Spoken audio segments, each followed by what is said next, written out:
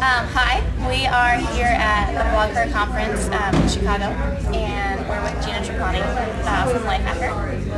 So, Gina, why don't you tell us a little bit about how you got started in technology, maybe how you came up with the idea for Lifehacker? Well, I got started in technology a long time ago in college. I was an English major, but I needed a job. They didn't have a car, but the computer lab needed tech help people, so I was like, okay. It was like $4 an hour.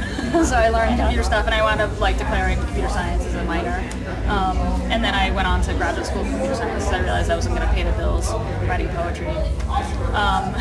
So there was that. And then I started blogging in 2001 after the World Trade Center disasters. I worked in downtown Manhattan. And blogging was just sort of starting then. And a few of my friends who were writing about their experience of the day, we were all there about 2 miles north of the towers, and obviously it was a horrible thing. But I got into their sites, and I just got enamored with the whole sort of blogging as a vehicle, self-expression.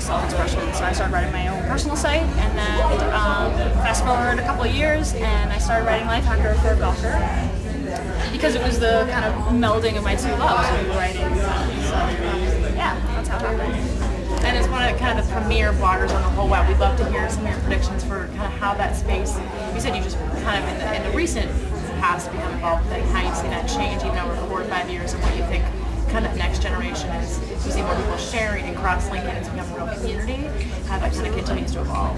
Absolutely. I mean, there's so many changes. I mean, there's so many more blogs. Blogs are becoming much better quality-wise. People are learning how to write. Amateurs are getting better at writing and cross-linking, getting better at the web. There's a much bigger audience every single year. I mean, online audiences are only going to get bigger going forward.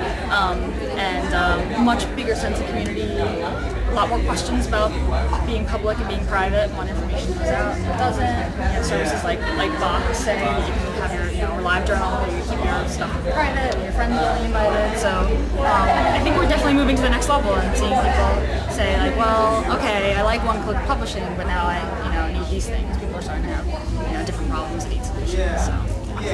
And then also maybe I'd ask for some of our viewers who maybe are pretty technologically savvy in terms of surfing the internet, word processing, maybe music and photos, but haven't yet started blogs, what's kind of the easy takeaway of this is your go-to to just at least get set up, or what would you recommend for that just real beginner? In terms of what tool to use to start blogging?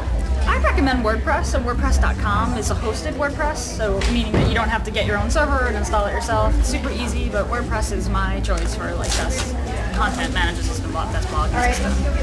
And my advice to a blogger or just a blogger is to just think about a blog is definitely a commitment. It's kind of like a hungry child that needs to be fed every single day. So it's not the kind of thing you just kind of start on a whim. It takes work, and it never really ends. But it's work that people do because they love it. So I just think about what you want to get out of it before you start. And I think a lot of people just start and say, hey, let's see how this works out. That's cool. I'm not, I wouldn't discourage that, but a little thought beforehand I think would have helped me. I think with my first personal site. Awesome. So we're here at Blogger, listening to speakers talk on a variety of topics. What are some major takeaways that you've gotten from the conference, or that you hope maybe some other women might get just from this series of events? This is my first Blogher, and it occurred to me yesterday that the idea of having 150 women speakers, which is the highest number of women speakers at any tech conference I've ever been at, is just a really, really good idea, right? Because the web is a communications medium, and I love men, and I'm not going to make general comments, but women are generally better at communication, and the web is really very much a social medium, and women are generally, I shouldn't say that, but women are good at social communication for sure. So it's been really great for me to see women asking questions, and for technology making it a lot more accessible, and that's what I try to do at Lifehacker, and it's been really great to hear somebody make a comment with some obscure acronym, and then somebody say, okay, now in English, and people having the courage to ask that, and more accessible explanations. Thanks so much. Yeah. And Gina, what about the book? What's that? What about the book? Oh yes, this is the part where I hawk my book. I wrote a book and you should buy it. It's also called Lifehacker. It looks very much like the front page of lifehacker.com, and you can buy it on lifehacker.com as well on the sidebar. Thank you for asking. Thank you.